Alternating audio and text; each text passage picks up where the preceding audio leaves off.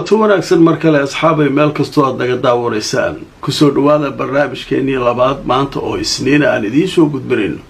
haddaba barnaamijka waxaynu ku bilaabaynaa maalmahan waxaan idin lahaa nimankii waa la saaran yahay meelay ku baxsadaan male halkii gantaalo lagu rido dhalama weynayo ilaahay amarkiis iyaguna duqaymo culusay wadaan oo waxay leeyihiin dadkan meelaan saaraynaa si aan culays u saarno xamaas meel waxaan samaynaynaa la yidhaahdo mandiqa insaaniya ama goob bini aadannimo oo dadka la isugu aruurinayo oo dadka way ku badbaadayaan hadday rafax tagaan halkaas taasoo dad badan ay ka digayaan sheekooyinkaasi Israa'iil iyadoo wadataa nimankanna way isa soo dhaarsadeen godadka intaanu ku jiri lahayn bannaanka aan ku dhimanno oo kala taagan nimankii mar walba oo la weeraro nagtaasaa laga saaraa maanta ugu dambaysay cabaadkoodii ayaa baxaya hadda aan idinla hadlayo warbaahinta ayay saaran yihiin iyagoo qaylinaya oo askartii dhaawaca iyo kuwii dhimashada ahaa si loo soo kala qaado la la'ye meeshaas markaa waxbaa ka jira haddaba marka aan idin tuso telefishinka Al-Jazeera wararka goordhow uu qoray Israa'iil waxay sheegtay in kaaritha cusub ama musiibo weyn ay la kulmeen ciidankooda ku sugan Gaza. haddaba warbixintu way sii socotay waxaa la leeyahay warbaahinta Israa'iil ayaa goordhow waxay sheegeen in ciidamada Israa'iil la sheegay inay la kulmeen saacadihii la soo dhaafay 3 weerar oo kala duwan oo lagu soo qaaday deegaanada la yiraahdo Xayu Tufaax iyo Shujaaciya iyo bariga magaalada Gaza Khan Yunis koonfurta intaas ayaa nagta looga dhigay maanta isniina. haddaba waxay soo sheegayaan in dhimasho iyo dhaawac ay soo gaareen ciidanka Israa'iil. haddaba warbixinada Israa'iil dhankooda ka soo baxaya waxay sheegayaan in dhacdadan ama musiibadan cusub ee ciidankooda qabsatay ay markaasi ahayd mid sababtay dhimashada sida iyagu ay leeyihiin 3 ka mid ah ciidankooda kadib markii la beegsaday taangiga Merkava kaasoo lagu dhuftay gantaalaha garabka laga gano. haddaba warbixintu waxay intaa ku daraysaa in goobtii dagaalka uu ka dhacay mashaqadu ay helikobtaradu tagayaan si ay dhaawacyada iyo waxa dhintay halka uga soo qaadaan waxaana lagu soo waramayaa in la geeyay dhaawacyo tiro badan qaar ka mid ah isbitaalada ku yaala gudaha Israa'iil. marka meesha maxay tahay 3 musiiba ugu dhacday dheer maanta Xayu Tufaax iyo Shujaaciya iyo Khan Yunis halkaas nagtana looga dhigay laakiin maxay yiraahdeen 3 abaxday 3 dhimatay yiraahdeen qaarna way dhaawacmeen laakiin falaqayaashu way diidan yihiin warkaas waxa leeyahay waa sheekadoodii 8 helicopter tagtaa la leeyahay meesha shilalku ay dhaceen oo dhaawacyada soo daldalaysay. marka intaasu marka waa newska weyn sida maanta nagta looga saaray oo loo garaacay waa galabta waxa marka ay dhacayaan ilaa duhurkii waay dagaalka hadda waxa leeyahay wuu joogsadaa leeyahay dhaawacyadii wixii kala daldasheen nimankii waa la gaaday si fiican loo garaacay. sheekada marka yaab kale maalmahan socotaan idin sheegaya dagaal kasta oo dhaca askar in la soo qabsaday rabaan nimankan qoryihi kula dhagayaan ba askar waxaan ugu ballanay waatay hore u dhaheen inaan askar nool idinka soo qabanno markan nimankii hadda waxa leeyahay war ka dhiciya waryeesa qabsanna li marka hadda war kale oo soo dhacay idin tusinaya oo yaab leh waxa leeyahay telefishinka Al-Jazeera wuxuu ka hadlayaa sheeko ku saabsan askari la leeyahay waa la qabsan gaaray. haddaba marka waxa leeyahay warbaahinta Israa'iil waxay sheegtay in la helay askari la weysnaa oo loo maleynayay isku day in markaa la afduubtay uu soo baxsaday oo macnaha waa la soo fakiyay askarigii waa la helay leeyahay. haddaba warbaahintu waxay sheegayaan intii ay dhacayeen weerarada in askariga la waayay kadibna loo maleeyay isku day ah in afduub uu galay oo muqaawamada gacantooda uu galay laakiin waxay sheegeen hadda in askarigii la helay oo markaas si dirqi ah looga soo fakiyey kuwii doonayay inay ka haystaan warninka ka dhiga hadda socota marka nimanku marka hadda waxaa leeyahay nin khabiira oo aljazeera militariga arrimihiisa laga wareysanayay waxaa leeyahay sidee askartan u baxsadaan marka waxaa leeyahay askarta waxay wataan bahal muujinaya markay taabtaan inay khatar ku jiraan alaabtan ku raran wax ka mida ayay wataan oo ay taabanayaan markay taabtaan marka waxbaa ku dhegan jirkooda oo diyaaradaha u sheegaya askariga meesha uu joogo askarta kalena u sheegaya askarigaas ka maqan meeshuu joogo marka xoogaa technologygaas ayaa marka wuxuu saacidayaa askarigu markay nimanka kusoo wareegsadaan uu meel galo inuu badhankaas taabto oo ay ogaadaan meeshii marka diyaaradahoodii wuxoodii barashar saarayaan nimankii markay marka ka cararaan meesha marka askarigii sidii lagu soo qabanaya marka waxaa leeyahay maanta haddana hawshaasu way ka badbaadeen ayaa la leeyahay marka sheekada la yaab kale ayaa socota waayahay qodobka isaguna waa ka gudbaynaa qodob kaleoo muhiima jira oo soo kordhay intaan hadda barnaamijka howlihiisa ku jiray waxaa saakay aynu ka hadlaynay warbixin ay ciidamada Israa'iil soo saareen oo ay lahaayeen tanoo kale weli ma dhicin askarta isdilaysa tiradii ka badatay kuwa waashay tiradii ka bateen waxaanoo kale weligeena ma arkinayeen waa tii marka Falastiiniyiintu ay lahaayeen waali iyo kulligiina waa wada waalan doontaan cuqubada aad dadkeena ka gasheen ilaahay uun baa idinka abaalmarin doonaa leey marka iyadoo sheekadu meesha joogta ayaa hadda war degdega soo dhacay waxay leeyihiin ciidanka Israa'iil askar kala isdishayba hadda askar kala la soo sheegay iyagoo xaruntooda ciidamada jooga inay isdileen war waxa kan maxay ahayn askartooda ayaga nafta iska qaadaya haddaba marka aan idin tuso warkan goordhow soo baxay aljazeera waxay qoraysaa inuu isdilay askari Israa'iili ah isagoo ku sugan xarun military oo ciidanku ay leeyihiin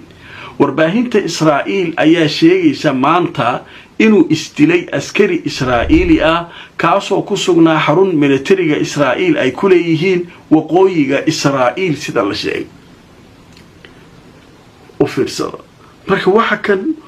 dagaalkan socda askarta nagta lagu hayo iyagiyo isdilaya dadka qaar waxay ku fasirayaan bahashu meel ay u socotaa nimanka marka dambe iyagoo cararaya ayaa maartay la arki doonaa le gaza ka baxa sida loo leeyahay marka dambe iyagoo waa ka baxna xataa dhino si socda la arki doonaa le waxan wax ka weyn waa le aqliga bani aadamka wax ka weyn niman taangiya wata helicopter wata drones wata hub casriya wata rasaasto aysan kala go' lahayn oo wax walba wata oo marka ay meesha yimaadaan niman go'doonsan oo dhibaataysan oo godad ka soo baxay nagta ka saarayaan wax lala yaabo waay iska mana celi karaan marka sheekadaas waalida ah ayaa socota waayahay qodobka kale ee barnaamijkeena aynu ku faahfaahinayna wuxuu yahay Israa'iil ayaa risaala tahdiid wax la yiraahdo fariin hanjabaad ah u fiirsada luqadda la isticmaalayo risaala tahdiid alle waa warqad hanjabaad ama fariin hanjabaada waxay u dirtay Turkiga u hanjabaysaa marka maxaa loogu hanjabayaa Turkiga muxuu rabaa inuu sameeyo oo Israa'iil diidan tahay waxyaabihiya marka wixii laga qorayaan idin la wadaagaya telefishinka Ingiriisku leeyahay ee liiraado Sky News qaybtiisa af Ingiriis ee af Carabiga waxay leedahay mas'uul Israa'iili ah oo weyn ayaa telefishinka wuxuu u sheegay in ay dirtay Israa'iil fariin liiraado risaalatu tahdiid ama fariin hanjabaada waxay u dirtay Turkiga sabab la xiriirta diyaaradaha nooca liiraado F-35 ee Mareykanku uu sameeyo haddaba telefishinka Sky wuxuu leeyahay waxa uu mas'uulkan Israa'iiliga ah oo waliba darajadiisu ay sareyso uu u digay Turkiga inay markaa iska iloobaan oo ay sanfaraha la gelin diyaaradaha dagaalka F-35 ee Mareykanka taasoo Turkigu ay muddo doonayaan in ay markaa soo iibsadaan laakiin waxay Israa'iil leedahay ka digtoonaada waxay aaminsan tahay Israa'iil in Turkigu marka dambe uu u isticmaali doono diyaaradaha hadduu gacanta ku dhigo dagaal dhex mari doona Israa'iil iyo Turkiga mustaqbalka dhow sida la aaminsan yahay haddaba journaalka la yiraahdo Macaariif ayaa wuxuu sheegayaa isagoo isna soo xiganaya mas'uuliyiin in Israa'iil ay ka shaqaysay mar hore in la fashiliyo isku dayga Erdogan uu ku heli karo diyaaradahaas waxayna sheegtay Erdogan inuu ka shaqaynayo soo nooleynta dawladdii Cuthmaaniyiinta taasoo uu doonayo ilaa magaalada Qudus inuu ku qabsado haddaba journaalka Macaariif wuxuu leeyahay waxay ka shaqaynaysaa Tel Aviv in aanay marnaba Ankara helin diyaaradaha la yiraahdo F-35 oo markaa Mareykanka uu farsamaynayo waxayna ku hanjabtay Israa'iil inay xiriir wanaagsan la leedahay aqalka Koongareeska Mareykanka kaasoo ay u sheegtay in uu hor istaagi doono heshiis kasta oo xataa Trump haddii uu Erdogan ka dhamaysto diyaaradahaas inuu helo aan la marsiin karin u fiirsada waxay leedahay diyaaradahaasu Turki ma heli karo mid waa la isku raacsan midaa meesha jirta oo warbixinta ku jirta inaa fahamno waaye idinkana nala ogaataan Turkigu wuxuu ka mid ahaa diyaaradahan F-35 qaybo ka mid ah matoorkooda Turkiga sameeyay Mareykanka ay isla sameyn jireen Turkiga markii uu marka heshiis la galay Ruushka uu soo iibsaday gantaalaha Ruushka ee hawada lagu ilaaliyo leeyahay S-400 ayaa Mareykanka waxay yiraahdeen ma lagu aamini karo Turkiga diyaaradahan haddii aad gacanta ku dhigto farsamadooda waxaad u gudbin kartaa Ruushka sidaa daraadeed ma lagu siinayo waxaana laga saaray heshiiskii uu wax ka sameyn jiray diyaaradaha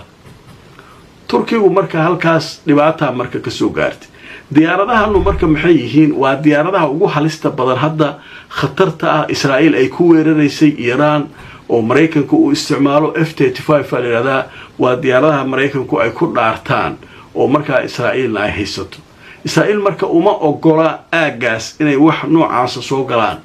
Turkiga marka waxa leeyahay mid suuragal waay diyaaradaha Mareykan marka ka soo gadato Mareykanka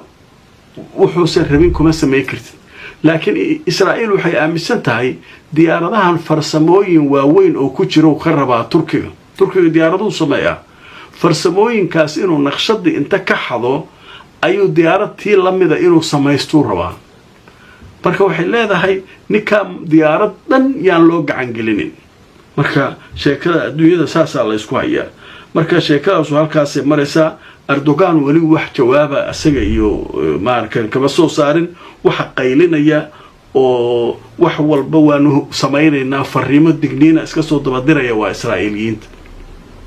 qadar xayisiisha kadib arinta Iran ayaan galaynaa war cusub soo baxay leeyahay madaxda ugu sareysa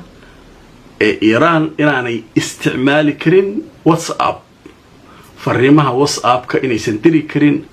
loona soo diri karin telefonadoodana ay ka saaraan haddaba sababtu maxay tahay maxaa laga baqayaa waan idin hayaa xayisiin kadib sharikadda Imara Luxury Homes waa sharikad guryaha casriga ka dhista magaalada Nairobi ee dalka Kenya haddana waxa ay ka wadaa dhismaha loo yaqaan The View xaafadda Backlands jidka 6th Avenue City Park dhismaha The View waxa uu leeyahay adeeg kasta oo asaasi ah waxaana uu ka kooban yahay sida 2 qol 3 qol 4 qol iyo waliba qolkii shaqaalaha iyo 4 qol oo 2 dabaq oo isdul saaran waa nooca loo yaqaan duplex haddaba imika waxa socda barnaamijka sharikadu ay u bixisay 90 days promotional kaasoo la magac baxay hoyga waa muhiim hanti yeelo kala xidhiir telefoonada shaashada kaaga muuqda متعشى برشاد القرآن الكريم يا علوم الشريعة هبع عصري أونلاين أديكو جوجا كوريجا أما قبض على شقة مركز دار التقوى وحكومة بري القرآن كهبع عصري أونلاين ما دون كتكبر كرتو حكم ذا قرآن الكريم إجادة luqada carabiga iyo culumta shareecada. isdiiwaangelintu way socotaa, fadlan hore u gaadh. waxay faahfaahin kala xidhiidh nambarada shaashada kaaga muuqda. hamogaadin dugsiga markazu daaru taqwa. kulanti wanaagsan asxaabay, meel kastoo aad joogtaan kusoo dhawaada barnaamijkeena galabnimo. maanta waa isniin, qaybihii ugu dambeeyay ayaynu maraynaa barnaamijka. haddaba qaybtan waxaynu ku faahfaahinaynaa iiraan arrimaheeda wararkii kasoo kordhay. laba arrin oo waaweyn ayaa iiraan kasoo korortay. arrinta koowaad waa digniino loo dirayo madaxda iiraan. midda labaadna iiraan oo shuruudo ku xirtay wadahadal nuclearka inay la gasho maraykanka, beenisayna inuu jiro wax ballan ah oo maraykanka ay kula kulmayaan. marka midda whatsappka ayaa ugu muhiimsan, taasaan gelaynaa. telefishinka alcarabiya goordhow wuxuu sheegay tahraan waxay digniin siisay madaxdeeda inaynay isticmaalin whatsapp, marka fariimaha markaasi la isugu dirayo inaysan isticmaalin. haddaba warbixintu waa sii socota. waxaa leeyahay agaasimaha guud ee xafiiska horumarinta tiknolojiyadda wasaaradda isgaarsiinta ee iiraan ayaa soo saaray digniin uu u digayo mas-uuliyiinta dowladda iyo madaxda ciidankaba inaanay isticmaalin fariimaha whatsappka teleefanadooda, inaanay ku isticmaalin. laakiin wuxuu sheegay dadka caadiga ah inay fariimahooda iska isticmaali karaan oo macluumaadyadooda ay ku gudbisan karaan. haddaba muxuu marka sidaa u leeyahay? whatsappka dee iyo waxa kan inta badan waxaa iska leh maraykanka. israa'iil meelaha ay u isticmaashay madaxdii hore ay dishay iyo culimmadii sayniska ee maaragtay waxaas ay laysay oo nuclearka ay dishay, waxay u isticmaashaa lagu leeyahay whatsappkaas iyo waxaasay raacday.